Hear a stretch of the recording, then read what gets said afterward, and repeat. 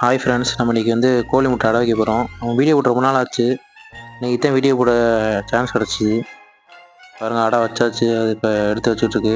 மொத்தம் 6 முட்டை வச்சுருக்கோம். 3 முட்டை வெளியிலேருந்து வாங்கி வச்சேன். ஏன்னா இந்த டைப் எனக்கு பிடிக்கல, அதனால் 3 முட்டை நான் முட்டை வச்சுருக்கேன். பார்ப்போம் எப்படி பிடிக்குதுன்னு.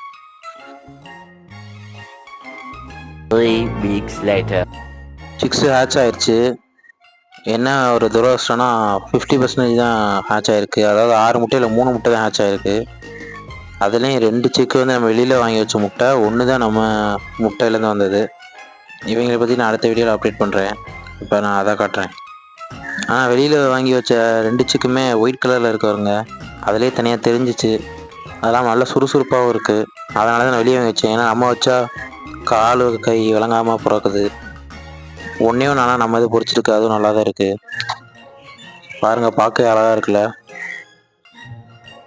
எனக்கும் அதே மாதிரி ஒயிட்னா ரொம்ப பிடிக்கும்.